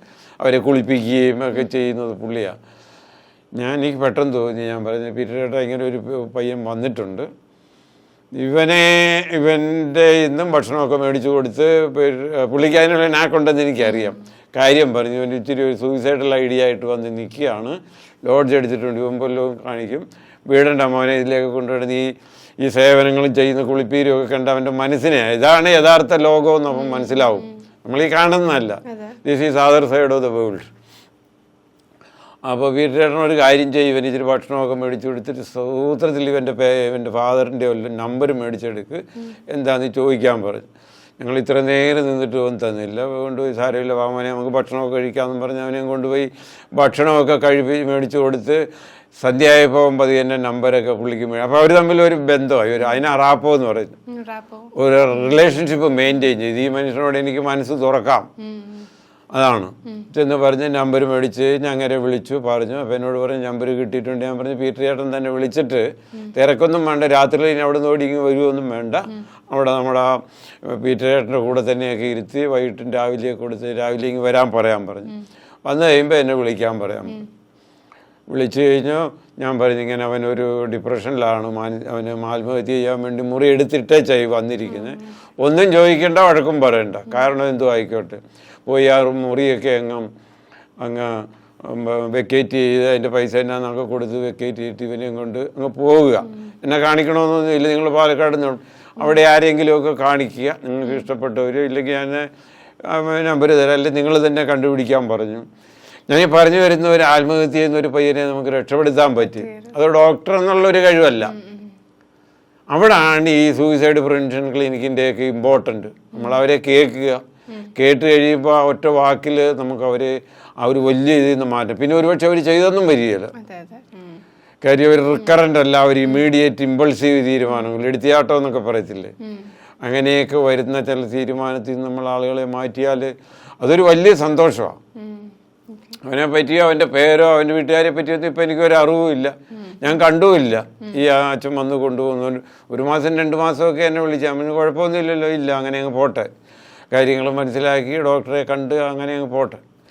അപ്പോൾ അങ്ങനെ നമുക്ക് ഒത്തിരി പേരെ സേവ് ചെയ്യാൻ പറ്റിയിട്ടുണ്ട്. ഇങ്ങനെയൊക്കെ ഇതൊക്കെ വളരെ ടച്ചിങ് ആയിട്ടുള്ള ഒരു സംഭവങ്ങളാണ്. നമ്മൾ രാവിലെ എണീറ്റ് പത്രം വായിക്കുന്നവരാണ് കേരളത്തിലെ കൂടുതൽ മലയാളികളും. പത്രം തുറന്ന് വായിക്കുന്ന സമയത്ത് ഏറ്റവും കൂടുതൽ നമ്മൾ വായിക്കുന്ന മരണ വാർത്തകളും സൂയിസൈഡൽ റിപ്പോർട്ട്സും കാര്യങ്ങളുമാണ്. ഈ സൂയിസൈഡിൻ്റെ കാര്യം വരുമ്പോൾ അതിൽ നമ്മൾ ഈ കോഗ്നിറ്റീവ് ഡിസണൻസ് എന്ന് പറഞ്ഞ ടേം കേൾക്കാറുണ്ട്. സൈക്കാട്രിയിൽ എന്താണ് കോഗ്നിറ്റീവ് ഡിസണൻസ്? കോഗ്നിറ്റീവ് ഡിസണൻസ് എന്ന് പറഞ്ഞു കഴിഞ്ഞാൽ മലയാളത്തിൽ പറഞ്ഞ ഒരു ഭൗതിക വൈരുദ്ധ്യം. ഓക്കെ. അതായത് നമ്മളുടെ ഒരു വ്യക്തിയുടെ വിശ്വാസങ്ങൾ, അയാളുടെ ചിന്തകൾ, അയാളുടെ വാല്യൂസ്, പ്രവൃത്തിയും തമ്മിലുള്ളൊക്കെ ഒരു വ്യത്യാസം. നമ്മൾ പറയത്തില്ല അവൻ പ്രവർത്തിക്കുന്നതെന്ന് പറയുന്ന വേറെന്ന് എന്ന് പറയുന്നതിൻ്റെ അയാൾ ചിന്തിക്കുന്നതും അയാളുടെ ആ ഒരു ജീവിതത്തിൻ്റെ മൂല്യങ്ങളും അല്ല ചിലപ്പോൾ നമുക്ക് പ്രവർത്തിക്കേണ്ടി വരുന്നത്. അതൊരു ചെറിയ കോൺഫ്ലിക്റ്റ് ഉള്ളിൽ ഉണ്ടാക്കും. അതിൽ നിന്നുടലെടുക്കുന്ന ഒരു മാനസികാവസ്ഥയാണ് പലരും ഡിപ്രഷനിലേക്കും അല്ലെങ്കിൽ പല സൂയിസൈഡുകളിലേക്കും നീക്കുന്നത്. ഉദാഹരണമായിട്ട് ഞാൻ പറയാം, പ്രായമായി വരുന്ന കുറേ മേലാഴികളൊക്കെ ഉണ്ട്, അതങ്ങ് അംഗീകരിക്കുന്നില്ല. അംഗീകരിക്കാതെ വരുമ്പോൾ എന്നാ ചെയ്യാനും പറ്റുന്നില്ല. കുറച്ച് നേരം ഇരുന്ന് കഴിയുമ്പോൾ നടുവേദന വരുന്നു. അപ്പം ഞാൻ എങ്ങനെ നല്ലൊരു തൊഴിൽ ചെയ്തുകൊണ്ടിരിക്കുന്ന ആളായിരിക്കും. അപ്പം നമ്മുടെ പോരായ്മകളൂടെ നമ്മളൊന്ന് അംഗീകരിക്കുകയും മനസ്സുകൊണ്ടെങ്കിലും പോയി കഴിഞ്ഞ് കഴിഞ്ഞാൽ ഈ കോൺഫ്ലിക്റ്റ്, ഈ പറയുന്ന കോഗ്നിറ്റീവ് ഡിസണൻസ് അല്ലെങ്കിൽ ഒരു ഭൗതിക വൈരുദ്ധ്യം അതുണ്ടാകത്തില്ല. ഈ ഒരു വലിയ പ്രസിദ്ധനായ ഒരു ബിഷപ്പിൻ്റെ മരണം, അദ്ദേഹത്തിന് പ്രായമായി എനിക്ക് ജോലി ചെയ്യാൻ പറ്റുന്നില്ല എന്ന് പറഞ്ഞാണ് അത്. ഇനിയും ഞാൻ ജീവിച്ചിരുന്നിട്ട് കാര്യമില്ല, അതെന്താ പ്രായമായിട്ടിരിക്കാൻ പാടില്ലേ? അങ്ങനെ ഉണ്ടോ? അപ്പോഴും സർജറി അല്ലെങ്കിൽ ജോലി ചെയ്തുകൊണ്ടിരിക്കണമെന്ന് എന്താ നിർബന്ധം? എന്താ? അപ്പം ആ ഒരു ചിന്തയാണ് അവിടെയൊക്കെ ഒരു തെറ്റായ ധാരണ, ഒരു വൈരുദ്ധ്യമാണ് അത്. അപ്പം അതൊക്കെ നമ്മൾ തന്നെ സെൽഫ് കറക്റ്റ് ചെയ്യാൻ പഠിക്കണം. എനിക്ക് മതി, this is enough is enough, ഞാൻ ഇത്രയൊക്കെ ജോലി ചെയ്ത് ഇത്രയൊക്കെ മതി, ഇനി വലിയ ക്വാളിറ്റി ഓഫ് ലൈഫിൽ ഇനി ജീവിച്ചു പോയാൽ മതി. കുറേയൊക്കെ സാമൂഹിക ഇടപെടലുകളിൽ വല്ല മനുഷ്യന് പ്രയോജനം കിട്ടുന്ന എന്തെങ്കിലുമൊക്കെ ചെയ്യുക, അതൊക്കെ ഒരു ജീവിതത്തിൻ്റെ ഒരു ഭാഗമാണല്ലോ. ഒരുപക്ഷെ ഈ പോഡ്കാസ്റ്റ് ഞാൻ ഇവിടെ വന്ന് 10 പേര് കേൾക്കുകയാണെങ്കിൽ പ്രയോജനമല്ലേ അവർക്ക്. അപ്പം അങ്ങനെയൊക്കെ നമ്മൾ ചിന്തിച്ച് സന്തോഷിക്കുക. അപ്പം നമ്മൾ സെൽഫ് ഡിപ്രഷനോ അല്ലെങ്കിൽ ഞാനൊരു അധികമാണ് ഭാരം അത് ചിന്തിക്കേണ്ട കാര്യമൊന്നും എല്ലാവർക്കും ഒരിക്കലും അല്ല. നമുക്ക് പഴയതുപോലെ ജോലി ചെയ്യാൻ പറ്റുന്നില്ലെങ്കിലും നമ്മൾ ഭാരമൊന്നും അല്ലെന്നേ, ആ രീതിയിൽ കൂടെ ചിന്തിക്കുക. അപ്പോൾ അതൊരു ഉദാഹരണം. പിന്നെ വേറൊരു ബിസിനസ്സിൽ ഇപ്പം ഞാനൊരു ബിസിനസ് അങ്ങ് ചെയ്യുക, ചില ആളുകളിൽ വലിയ അമിതാവേശത്തിൽ ചെയ്യുന്നത് നമ്മൾ വിചാരിക്കുന്ന ഒരാൾക്ക് സക്സസ് ആണെങ്കിൽ നമ്മൾ മിടുക്കനാന്ന് പറയും. പെട്ടെന്ന് പൊട്ടിത്തേർന്ന് കഴിയുമ്പോഴെന്താ പറയുന്നത്? അവനെ കണക്കൂട്ടിലില്ലായിരുന്നു, അതാണ് ചുമ്മാ ലാവിഷ. പലപ്പോഴും ആളുകളൊക്കെ പുറത്ത് വരുന്നത് അപ്പോഴായിരിക്കും. ഒരു ബിസിനസ് ചെയ്യുന്ന ഞാൻ വെൽത്ത് ഇങ്ങനെ സമ്പാദിക്കും, സ്വാഭാവികമായിട്ട് നമ്മൾ ചിന്തിക്കണ്ടേ, എൻ്റെ ഇൻകം ഇത് ചെക്ക് ചെയ്യാൻ ആളുണ്ട്, ഇവിടെ ഇൻകം ടാക്സ് ഉണ്ട്, ഈ സോഴ്സ് എന്നാന്ന് അറിയാനായിട്ടുള്ളുണ്ട്, ED ഉണ്ട്, NIA ഉണ്ട്, എന്തെല്ലാം വകുപ്പുകളുണ്ട്. നമ്മുടെ ഈ സ്രോതസ് എന്താണെന്ന് അറിയാനൂടെ വകുപ്പുണ്ട്. അതിന് നോർമലാണേലും ചിലപ്പോൾ നമുക്ക് ആരെങ്കിലും ഒറ്റിക്കൊടുത്താലും വന്നു നമ്മളൊരു തെറ്റായി ചെയ്തില്ലല്ലോ, പക്ഷെ അത് പിടിച്ചു നിൽക്കാനുള്ളൊരു കഴിവ് വേണം. അല്ലെങ്കിൽ പിന്നെ ഇത്രയും ഇതെല്ലാം കൂടെ തലയിലെടുത്ത് വയ്ക്കുന്നത് എന്തിനാ? അതില്ലാത്തവരാണ് ചിലപ്പോൾ ഇതൊക്കെ വന്നു കഴിയുമ്പോഴേ നിത്യാഭിമാനം നാണക്കേടെന്നൊക്കെ വിചാരിച്ചങ്ങ് പോകുന്നത്. അതൊക്കെ ഒരു കോഗ്നിറ്റീവ് ഡിസൊണൻസാണ്. അവരൊക്കെ ഇച്ചിരി ഇമ്പൾസീവ്ഡാണെങ്കിൽ, ഒരു എടുത്തിയാട്ടക്കാരനാണെങ്കിൽ അധികം ഒന്നും ചിന്തിക്കുകയല്ല. ഈ അഭിമാനത്തോ ഇല്ലാതെ എനിക്ക് ജീവിക്കാൻ പറ്റില്ല എന്ന് വിചാരിക്കും. പക്ഷേ അവരവരുടെ വീട്ടുകാർക്കോ അല്ലെങ്കിൽ അടുത്ത തലമുറയ്ക്കോ ഉണ്ടാക്കി കൊടുക്കുന്ന ആ ഒരു സ്റ്റിഗ്മ അല്ലെങ്കിൽ എന്ത് നാണക്കേട് എന്ത് വലുതാ. ഇതെല്ലാം സമ്പാദിച്ചാലും എന്ത് കാര്യം? അതുകൂടെ നമ്മൾ ഓർക്കണം. നമ്മൾ പോയി കഴിഞ്ഞാൽ നമ്മളെ ചുറ്റിപ്പറ്റി നിൽക്കുന്ന നമ്മുടെ അടുത്ത തലമുറയോ നമ്മുടെ മക്കളോ അല്ലെങ്കിൽ നമ്മുടെ സഹോദരന്മാരോ നമ്മുടെ ഹസ്ബൻഡോ അല്ലെങ്കിൽ വൈഫോ ഫാമിലിക്ക് ഉണ്ടാക്കാവുന്ന ആ ഒരു മെൻ്റൽ ഷോക്ക്, അതേപ്പറ്റി അവർ ചിന്തിക്കാത്തത് എന്താ?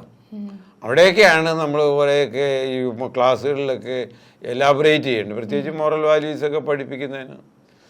നമ്മളെ ഒരു നാണക്കേട് ഉണ്ടാക്കിയാൽ നമ്മുടെ സമ്പത്ത് ആസ്വദിക്കുന്നത് പോലെ തന്നെ നമ്മളിലൂടെ ഉണ്ടാകുന്ന നാണക്കേടും അവരല്ലേ എറിയണ്ടേ? അവർ ചിന്തയൊക്കെ അവിടെയൊക്കെയാണ് ഈ ഭൗതിക വൈരുദ്ധ്യം എന്നൊക്കെ പറയുന്നത്.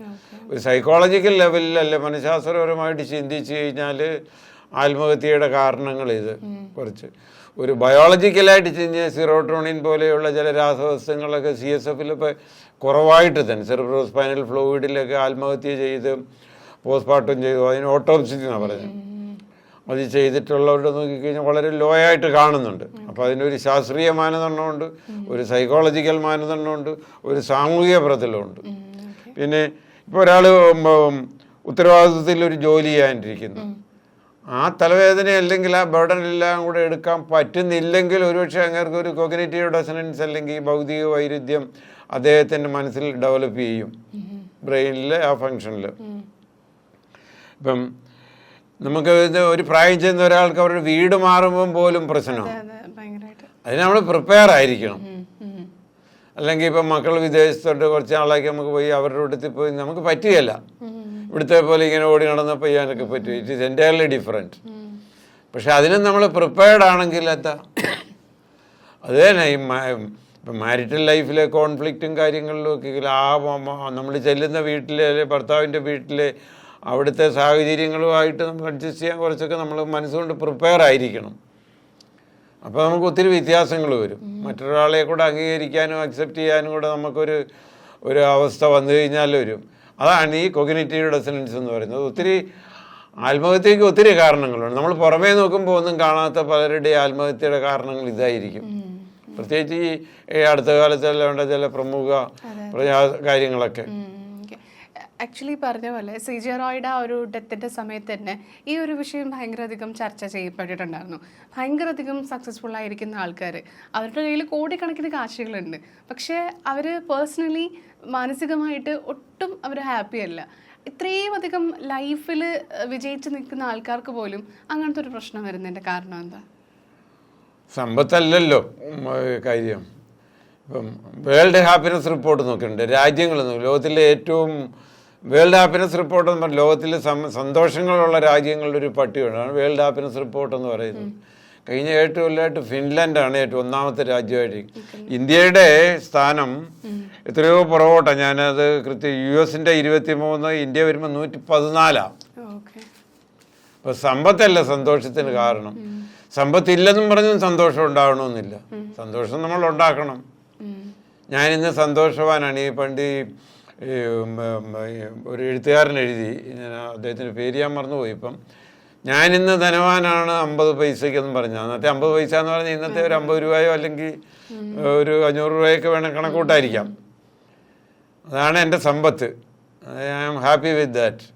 അങ്ങനത്തെ ഒരു കാഴ്ചപ്പാടുകൂടെ നമുക്ക് ഉണ്ടാക്കണം. പിന്നെ വെൽത്ത് വരുമ്പോൾ അതിൻ്റെ സോഴ്സ് സ്വാഭാവികമായിട്ട് നോക്കും. എക്സിബിഷൻ കൂടെ വരുമ്പോൾ നമ്മളത് പുറമേ കാണിക്കുന്ന കാറുകൾ കൂടുന്ന അല്ലെങ്കിൽ നമ്മളുടെ ആസ്തികൾ കൂടുന്ന കാണുമ്പോൾ ചോദിക്കണ്ടേ, അതിനുള്ള സിസ്റ്റം ഇവിടെ ഉണ്ടല്ലോ. അതില്ലാതെ നമ്മളെങ്ങനെ കണ്ണടയ്ക്കാൻ പറ്റുന്നത്? അത് വരുമ്പം തകരുന്നെങ്കിൽ അത് ശരിയായ മാനസികാരോഗ്യമല്ല. മാഡത്തിന് അറിയായിരിക്കും, ഞാനത് പറയുന്ന ഒരു നല്ല പ്രമുഖ ഒരു കോഫി ഷോപ്പ് ഉണ്ടായിരുന്നു, കേഫ് കോഫി ഡേ എന്നൊക്കെ പറഞ്ഞുണ്ടായിരുന്നു. അദ്ദേഹം ഒത്തിരി പ്ലാന്റേഷൻസ് ഒക്കെ വെച്ച് അദ്ദേഹം തന്നെയാണ് ഡെവലപ്പ് ചെയ്തുകൊണ്ട് വന്നത്. പക്ഷെ അദ്ദേഹത്തിന് മരണം സൂയിസൈഡായിരുന്നു. 2000 കോടി ഏതാണ്ടൊക്കെ നഷ്ടം ഉണ്ടെന്നാണ് പറഞ്ഞത്. പക്ഷെ വൈഫ് വന്ന് അതെല്ലാം വീട്ടിട്ട് പ്രോഫിറ്റിലല്ലേ ഇപ്പം അത് പോകുന്നത്. അപ്പം അദ്ദേഹത്തിന് അത് താങ്ങാൻ പറ്റുന്നില്ല, ഇവർക്ക് ഇത് താങ്ങാൻ പറ്റും. ആണുങ്ങളെ കൊണ്ട് പറ്റാത്ത പെണ്ണുങ്ങളെ കൊണ്ടും നമ്മളെ കൊണ്ട് പറ്റാത്തത് എടുത്തിട്ട് കാര്യമൊന്നുമില്ല. എന്നേ ചാരി വന്നു പിന്നെ നിരാശപ്പെട്ടിട്ട് കാര്യമൊന്നുമില്ല. ഇതിനൊക്കെ ഒരു പക്വതയും കൂടെ വേണം, ഒരു മെൻ്റലായിട്ടുള്ള ഒരു പക്വതയും കൂടെ വേണം. അല്ലാതെ കാശ് പെട്ടെന്ന് വരും, ഭൂമി വരും, ഇങ്ങനെ മുളച്ച് പൊങ്ങി അതുപോലെ അങ്ങ് പോകുമ്പോൾ അങ്ങ് പോയിട്ട് കാര്യമൊന്നുമില്ല. ഈ സൂസൈഡിൻ്റെ കേസ് പറയുമ്പോൾ തന്നെ ആക്ച്വലി പല തരത്തിലുള്ള ആത്മഹത്യകളുണ്ട്.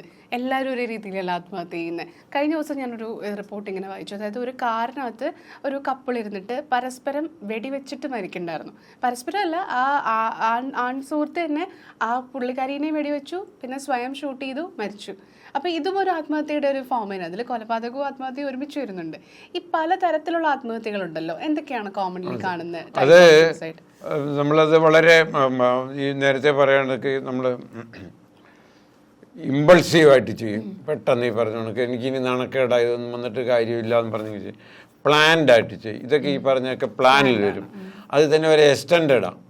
ഇപ്പോൾ ഒരു ഭർത്താവിന് ഒരു ഡിപ്രഷൻ ഉണ്ടെന്ന് വെച്ചു, അത് ഇങ്ങനെ ഭാര്യയെ പറഞ്ഞ് ധരിപ്പിച്ച് അവരെ കൂടെ ലൈനിൽ കൊണ്ടുവരും. നമ്മൾ ബ്രെയിൻ വാഷ് ചെയ്തെടുക്കുന്ന പോലെ. എന്നാൽ പിന്നെ മക്കളുടെ കാര്യം സാരമില്ല, നമുക്ക് എല്ലാവർക്കും കൂടെ അങ്ങ് പോകാം, മക്കൾക്ക് എന്തെങ്കിലും കൊടുക്കാം, നമുക്ക് പരസ്പരം ഇങ്ങനെ ചെയ്ത് പോകാമെന്ന് പറയും. നേരെ മറിച്ച് അവിടെ ആദ്യം കേൾക്കുന്ന ആൾ ഒരിച്ചിരി മിടുക്ക്, ഇപ്പോൾ ഭർത്താവായി തുടക്കം ഇടുന്നെന്ന് വെച്ചോ, ഭാര്യ പറയുകയാണ് അതിൻ്റെ ആവശ്യമൊന്നുമില്ല, നമുക്കിതിൽ നിന്നൊക്കെ പൊങ്ങി വരാം, ഈ സാമ്പത്തിക നഷ്ടം ആയിക്കോട്ടെ അവരുടെ കാരണം, അല്ലെങ്കിൽ മാനക്കേടുകൾ, വല്ല പോലീസ് അറസ്റ്റ് ചെയ്യാൻ പോകണം, എന്തോ ആയിക്കോട്ടെ, there will be some reason. അല്ലെങ്കിൽ കടം കൊടുത്തവരെല്ലാം കൂടെ വന്ന് ചോദിക്കാൻ തുടങ്ങി ഒരു ഫെയിലിയർ വന്നപ്പം. ആ പ്രശ്നം എന്തോ ആയിക്കോട്ടെ, സാരമില്ല, നമുക്ക് തൽക്കാലം ആത്മഹത്യ ചെയ്താലും വേണ്ട, ഇതിൽ നിന്ന് മാറാം എന്നവർ പറഞ്ഞു കൊടുത്താൽ അത് എക്സ്റ്റൻഷനിലേക്ക് പോവുകയില്ല. ഇങ്ങേർക്ക് ഇതുണ്ടല്ലോ എന്ന് പറഞ്ഞ് പിടിച്ചു നിർത്താക്കി അങ്ങനെ സേവ് ചെയ്യാൻ പറ്റും. അതിന് ടിപ്പിക്കൽ എക്സാമ്പിൾ ഞാൻ പറഞ്ഞു, ഈ സിദ്ധാർത്ഥ മരണം. അദ്ദേഹത്തിൻ്റെ ഭാര്യയായിട്ട് ഷെയർ ചെയ്തൊന്നും കാണത്തില്ല, ഞാൻ പോയാൽ ഈ പ്രശ്നം അങ്ങ് തീരുമല്ലോ എന്ന് വിചാരിക്കും. പക്ഷേ അപ്പോൾ കാരണം ആ നഷ്ടമല്ല, നമ്മളെപ്പോഴും അയക്ക് കോടികളുടെ ലോസ് ഉണ്ടായിരുന്നു എന്ന് പറയും. ഈ വൈഫ് ഇതെല്ലാം ശരിയാക്കി എടുത്തില്ലേ മാളവിക, പ്രോഫിറ്റിൽ ഇപ്പോൾ ഓടുന്നു.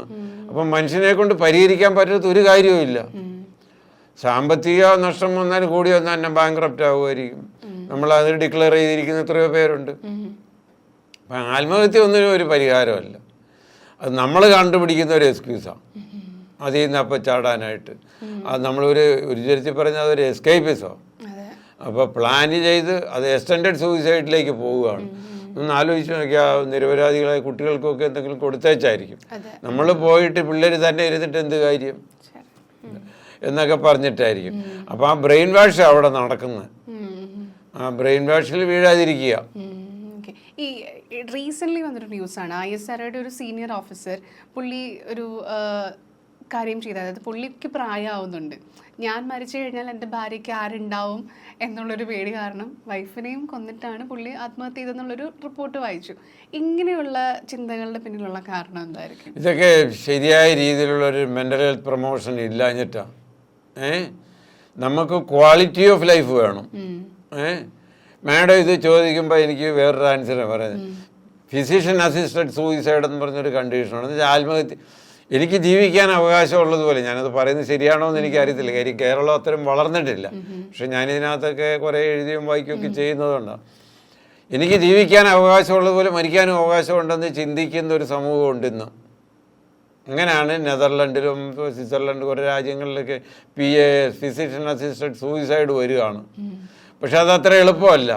അതിനൊരു ഇങ്ങനെ വരുന്നവന് എന്തെങ്കിലും കാരണങ്ങൾ കണ്ടുപിടിച്ച് ട്രീറ്റ് ചെയ്യാവുന്നതാണ്, ട്രീറ്റ് ചെയ്ത് ശരിയാക്കും അവർ. അപ്പം ശരിക്കും പറഞ്ഞാൽ ആ ഒരു നിയമം നേരെ ഉപയോഗിച്ചാൽ അതുകൊണ്ട് ഗുണമേ ഉള്ളൂ. ഞാൻ പറഞ്ഞിപ്പം മരിക്കുന്നവനൊരെ ഒരു മാന്യതയുണ്ട്, പക്ഷേ വിചാരിക്കുന്ന പോലെ അവന് മരിക്കാനും ഒക്കത്തില്ല. അതായത് ഞാൻ ആ കഥയെല്ലാം സത്യമാണ്. ഒരാൾ സ്വിറ്റ്സർലൻഡിൽ പോയാൽ ആത്മഹത്യ ചെയ്യാൻ താല്പര്യമുള്ളവർക്ക് ചെയ്യാമെന്ന് വായിച്ചറിഞ്ഞിട്ട് അവിടെ പോയി സിറ്റിസൺഷിപ്പ് എടുത്ത് അവിടെ ചെന്നിട്ട് കഴിഞ്ഞപ്പോൾ അവരുടെ പ്രോട്ടോക്കോളിൽ കൂടെ ഒക്കെ കയറണം. നോക്കിക്കഴിഞ്ഞപ്പോൾ നിനക്ക് ഡിപ്രഷനായി, ഇത് നേരെ ട്രീറ്റ് ചെയ്താൽ മാറാമെന്ന് പറയും. നേരെ ചെയ്ത് ട്രീറ്റ് ചെയ്ത് മാറ്റിയെടുത്ത്. അപ്പം ആ ലോ അവിടെ ഉണ്ടായിരുന്നോണ്ടാണ് അത് പോകാൻ സന്നദ്ധതയും കാണിച്ചിട്ടാണ്. നേരെ വെച്ച് പെട്ടെന്ന് സൂയിസൈഡ്, ഫിസിഷ്യൻ അസിസ്റ്റഡ് സൂയിസൈഡ് നമ്മുടെ നാട്ടിലും വേണമെന്ന് പറഞ്ഞു കഴിഞ്ഞാൽ അത് ആളുകൾക്ക് അതിൻ്റെ കാര്യങ്ങൾ മനസ്സിലായില്ലെങ്കിൽ പ്രതികരിക്കും. അതുകൊണ്ട് അത് മിണ്ടാതിരിക്കുന്നത് തന്നെയാണ് നല്ലത്. We are not so much mature. ഞാൻ ഇത്രയും ചോദിച്ചതുകൊണ്ട് പറഞ്ഞതാണ്. ഈ പറഞ്ഞ ISROക്കാരനും എന്താ പ്രശ്നമെന്ന് ചെല്ലുമ്പോൾ അതൊരു വലിയ ടീമാണ് അത് എക്സ്പ്ലോർ ചെയ്യുന്നത്. അല്ല നമ്മുടെ കേരളത്തിലെ പോലെ ഇന്നഡിക്വേറ്റ് ടീമൊന്നുമല്ല. ഇപ്പോൾ ഒരു കാര്യത്തിന് ചെന്ന് കഴിഞ്ഞാൽ ആരൊക്കെ ബോർഡിലുണ്ടോ അവരൊക്കെ ഇരുന്ന് ഇൻ്റർവ്യൂ ചെയ്ത് ട്രീറ്റ് ചെയ്യേണ്ടതാണ്, ട്രീറ്റ് ചെയ്ത് മരുന്ന് കൊടുക്കേണ്ടതാണ്, മരുന്ന് കൊടുത്ത് മാറ്റിയെടുത്തിട്ട് മാറുന്നില്ലെങ്കിൽ അവർ സർട്ടിഫൈ ചെയ്യും. ഇദ്ദേഹത്തിന് ഇനി ഈ അസുഖം വെച്ചുകൊണ്ട് ഒരു ക്വാളിറ്റി ഓഫ് ലൈഫ് ഇല്ലാതെ ജീവിച്ചു പോകാൻ പറ്റത്തില്ല. നമുക്ക് ജീവിതത്തിൽ അതാണല്ലോ ആവശ്യം, ക്വാണ്ടിറ്റി അല്ലേ. ജീവിക്കുന്നിടത്തോളം കാലം ഒരു ക്വാളിറ്റി നമ്മൾ സ്വയം തീരുമാനിക്കണം, ഒരു ലിമിറ്റിട്ട് തീരുമാനിക്കണം. എനിക്ക് എൻ്റെ അത്യാവശ്യ കാര്യങ്ങൾക്കുള്ളതൊക്കെ ഇനി മതി എന്ന് വിചാരിക്കുന്ന ആ ഒരു ക്വാളിറ്റിയിലേക്ക് നമുക്ക് ജീവിക്കാമെങ്കിൽ അത് മതി. എൻ്റെ കാര്യങ്ങളൊക്കെ എനിക്ക് ചെയ്യാൻ പറ്റണം. അതാണ് ഒരു പ്രായമായ ഒരു മനുഷ്യൻ ചിന്തിക്കേണ്ടത്. അത് കഴിഞ്ഞ് പറ്റുന്നില്ലെങ്കിൽ നമ്മൾ പോയി സൂയിസൈഡ് ചെയ്യണമെന്നല്ല, അതിന് വകുപ്പുകളുണ്ട്. അല്ലെങ്കിൽ അതല്ല അതിനുള്ള പ്രതിവിധി. നമുക്ക് നമ്മുടെ ആ രീതിയിൽ നമ്മുടെ മാനസികാരോഗ്യം വളർത്തിയെടുക്കണം.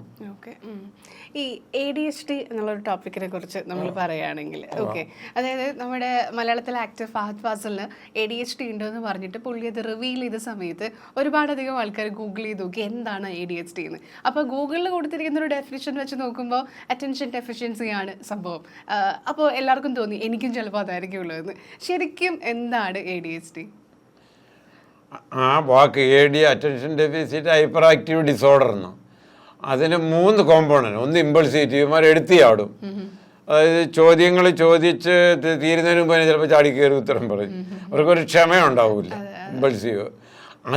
അതുകൊണ്ടായി ഇതിങ്ങനെ നിലനിന്ന ഈ ആത്മഹത്യയിലേക്കൊക്കെ പോകുന്നത്.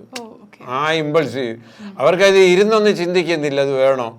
ചിലപ്പോൾ ഈ പറയുന്ന റോയുടെ കാര്യമൊക്കെ പറഞ്ഞ് ഒരു 2 ദിവസം ഒന്ന് ഇരുന്ന് ചിന്തിച്ച് കഴിഞ്ഞാൽ എല്ലാ കാര്യത്തിനും ഒരു പരിഹാരം ഉണ്ടല്ലോ, ഞാൻ നല്ലൊരു കൗൺസിലിങ് അല്ലെങ്കിൽ ചിലർക്ക് സ്പിരിച്വലായിട്ടുള്ളവരാണെങ്കിൽ അങ്ങനെ പോയി നല്ല ഒരു അഡ്വൈസ് കിട്ടിക്കഴിഞ്ഞാൽ ഇതിനൊക്കെ പരിഹാരം ഉണ്ടാവുമെന്നൊന്ന് വിചാരിച്ചു കഴിഞ്ഞാൽ ചിലപ്പോൾ ചെയ്യത്തില്ല. ഇമ്പൾസീവ് ആക്റ്റീവുള്ള, അതുകൊണ്ടാണ് അഡൽട്ട് ADHD എന്ന് പറഞ്ഞ് ഇപ്പോൾ വരുന്നത്. അപ്പോൾ ഇമ്പൾസിവിറ്റി, ഹൈപ്പർ ആക്ടിവിറ്റി, അതായത് അവർ ഒത്തിരി അങ്ങ് ചെയ്യും, ചെയ്ത് കഴിഞ്ഞാൽ അവർ നിർത്തുകയല്ല. പിന്നെ അറ്റൻഷൻ ഡെഫിസിറ്റ് ഇതിന് ശ്രദ്ധിക്കുകയല്ല പറയുന്നത്. അപ്പോൾ അങ്ങനെയുള്ളവർ ഒത്തിരി പേരില്ല. ഇത് ചുമ്മാ എത്ര ഈ അറ്റൻഷൻ്റെ സ്പാൻ എത്രയാണ്? അല്ലെ ഹൈപ്പർ ആക്ടിവിറ്റി ഏത് ലെവലിൽ കൊണ്ടാണ് നമ്മൾ കെട്ടുന്നത് നോർമലായിട്ട്? അല്ലെ ഇമ്പൾസിവിറ്റി എവിടെയാണ്? ഇപ്പോൾ ഇതിനകത്തോട്ട് പുലി വന്നു കഴിഞ്ഞാൽ ഞാൻ എടുത്തോടിയാൽ ഇമ്പൾസിവിറ്റി എന്ന് പറയാൻ നോക്കുമോ? ഇല്ല. അപ്പം പ്രായോഗിക തലത്തിൽ അപ്ലൈ ചെയ്ത് വരുമ്പോൾ ഇതുകൊണ്ട് എൻ്റെ ദൈനംദിന ജീവിതത്തിൽ എൻ്റെ മെൻ്റൽ ഹെൽത്ത് എത്രത്തോളം പെർഫെക്റ്റാണ്, എൻ്റെ ദൈനംദിന ജീവിതത്തെ ഇത് എത്രത്തോളം ബാധിക്കുന്നുണ്ട്, അതൊരുപക്ഷെ എനിക്ക് അറിയണമെന്നല്ല, എൻ്റെ കൂട്ടുകാർക്കായിരിക്കും അറിയുന്നത്. ഇപ്പം മാഡം ഇമ്പൾസീവ് ആണോ, മാഡം ഹൈപ്പർ ആക്റ്റീവ് ആണോ എന്നുള്ളത് മാഡത്തിനേക്കാളും കൂടുതൽ ഇവർക്കൊക്കെ ആയിരിക്കും അറിയാവുന്നത്. അപ്പം അതോടൊക്കെ നമ്മളൊന്ന് അംഗീകരിച്ചാൽ മതി. അല്ലാതെ ആ ടേപ്പ് കേട്ടോണ്ട് കയറി അങ്ങ് ചാടണമെന്നില്ല. ഇപ്പം എന്നോട് ചോദിക്കുന്ന ചിലപ്പോൾ 100% ഞാൻ ശ്രദ്ധിക്കണമെന്നില്ല. ചിലപ്പോൾ അറിയാതെ ശ്രദ്ധ പോവും, പ്രീ ഓക്കുപ്പൈഡ് ആണെങ്കിൽ. വലിയൊരു കാര്യങ്ങൾ മനസ്സിൽ കിടന്ന് ഓടിക്കൊണ്ടിരിക്കുമ്പോൾ ഇത് വന്ന് നമ്മൾ ചിന്തിക്കണമെന്നില്ല. അപ്പം നമ്മൾ എന്നാ പറഞ്ഞോ ഒന്നുകൂടെ ചോദിക്കും. അപ്പം ഇതിനെല്ലാം ഒരു പരിധിയുണ്ട്. എവിടെ ഇത് പ്രശ്നമാകുന്നത്? ഇതവൻ്റെ ദൈനംദിന ജീവിതത്തിലല്ല, സാമൂഹിക ജീവിതത്തിലല്ല, തൊഴിലിടങ്ങളിൽ ഇതുകൊണ്ട് ബുദ്ധിമുട്ടുണ്ടെങ്കിൽ he has to consult or she has to consult. എന്ത് ചെയ്താൽ എങ്ങനത്തെ മെഡിസിൻ അല്ലാത്ത ട്രീറ്റ്മെന്റ് ഓപ്ഷൻസ് ഉണ്ടോ ADHDക്ക്? ഒത്തിരി ഉണ്ട്, ഉണ്ട്. അതായത് ഒന്ന് പിരിവരുത്തരത്തിനൊന്ന് കുറച്ച് നേരം ഒന്ന് പിന്നെ ഇത്തിരി നേരം ഇവിടെ നടങ്ങിയിരിക്കേ എന്ന് പറഞ്ഞതിന് ഇരുത്തുന്നതിന് ഒരു ചികിത്സയാണ്.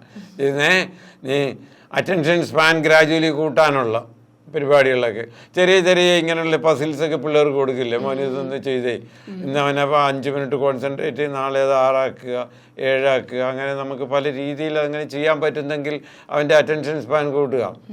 പിന്നെ ഈ റിലാക്സേഷൻസൊക്കെ, മൈൻഡ് റിലാക്സേഷൻസൊക്കെ, yoga, pranayama, art of living ഒക്കെ നല്ല. അത് ചെയ്യാൻ പറ്റുന്നില്ലെങ്കിൽ സിമ്പിൾ റിലാക്സേഷൻസ് ഉണ്ട്, ജേക്കബ്സൺസ് റിലാക്സേഷൻസ് എന്നൊക്കെ പറഞ്ഞ്. അതൊക്കെ ഒരു 10 മിനിറ്റ്സിൽ താഴെ ചെയ്യാം. ഇതൊക്കെ ഒത്തിരി നമ്മളുടെ ഇത് കുറയ്ക്കും. ഏറ്റവും ആവശ്യം നമ്മളൊരു ഇമ്പൾസീവ് ആണെന്ന് നമുക്കൊരു അവയർനെസ് ഉണ്ടാവുക. ഇമ്പൾസിവിറ്റി വലിയ ബുദ്ധിമുട്ടാണ്. ഈ ആത്മഹത്യയിൽ മാത്രമല്ല, ഒന്ന് ആലോചിച്ച് നോക്കി, ഇമ്പൾസീവായിട്ട് ചില ഡിസിഷൻ എടുക്കുന്നു, ചില വഴക്കുകളുണ്ടാകുന്നു, അതൊക്കെ എടുത്തിയാട്ടങ്ങൾ. അത് ഈ ADHD ഒക്കെ ഉള്ളവർക്ക് ആൽക്കഹോള് അല്ലെങ്കിൽ ഡ്രഗ്സൊക്കെ ഉപയോഗിക്കാനുള്ളൊരു ടെൻഡൻസി ഉണ്ട്. അവർക്ക് ബുദ്ധിക്ക് കുറവൊന്നുകൊണ്ടാണോ ഒന്നൊന്നുമില്ല, ചിലപ്പോൾ കൂടുതലായിരിക്കും. പക്ഷേ ഈ ഹൈപ്പർ ആക്ടിവിറ്റിയും ഈ ഇമ്പൾസിവിറ്റിയും പ്രായമാവും തോറും ഈ അറ്റൻഷൻ ഡെഫിസിറ്റിൻ്റെ എലമെൻ്റ് അങ്ങ് കുറഞ്ഞിട്ട് ഇമ്പൾസിവിറ്റിയിലേക്ക് പോകും. അവരാണ് പ്രശ്നം ഉണ്ടാക്കുന്നത്. ചിലപ്പോൾ ഒന്ന് പറഞ്ഞ് രണ്ട് കേൾക്കുന്നതിന് മുമ്പ് തല്ലുന്നൊക്കെ ഉണ്ടാക്കുന്നവരില്ല, അടി ഉണ്ടാക്കുന്നവരില്ലേ, അതൊക്കെ ഇമ്പൾസീവ്. അത് നിന്നൊന്ന് ആലോചിക്കാനുള്ള ഇതില്ല അവർക്ക്. ട്രീറ്റബിൾ ആണ് ഇപ്പോൾ. ഓ യെസ്, മെഡിസിനും ഉണ്ട്, രണ്ടും ഉണ്ട്, നോൺ ഫാർമക്കോളജിക്കൽ, മെഡിസിന്.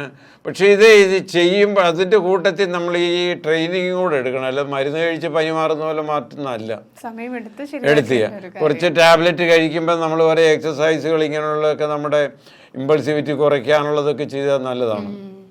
അതെ, ഞാൻ ചിലരോട് പറയും, ഒരാളോട് എടുത്തിയാടി പറയുന്നതിന് മുമ്പ് നിങ്ങളൊന്നൊന്ന് കൗണ്ട് ഡൗൺ ചെയ്ത് നോക്കുക. ഇപ്പം മാഡം ഒരു ചോദ്യം ചോദിച്ചു, ഇത് ഞാൻ ഉത്തരം പറയണോ വേണ്ടായോ എന്നൊരു 10 മിനിറ്റ്, 10 മുതൽ കീഴോട്ട് ശാന്തമായിട്ട് 10, 9, 8 സ്വയം മനസ്സിൽ, ഇപ്പോൾ പുറമേ പറയണമെന്നില്ല, ചെയ്തിട്ട് നമ്മുടെ മനസ്സാക്ഷി ഒന്നും പറയണ്ടെന്ന് പറയുക, പറഞ്ഞെങ്കിൽ ഒന്നും മിണ്ടാൻ പോകണ്ട. അതാണ് ഏറ്റവും നല്ല കമ്മ്യൂണിക്കേഷൻ. ഒന്നും മിണ്ടാതിരിക്കേണ്ട സ്ഥലത്ത് മിണ്ടാതിരിക്കുക, അല്ലെ ഒന്ന് ചിരിച്ച് കാണിച്ചു വെക്കുക, അല്ലെങ്കിൽ വളരെ ശാന്തമായിട്ടപ്പോൾ നമുക്ക് പറയാൻ പറ്റും, നമ്മുടെ ടോൺ അങ്ങ് മാറും.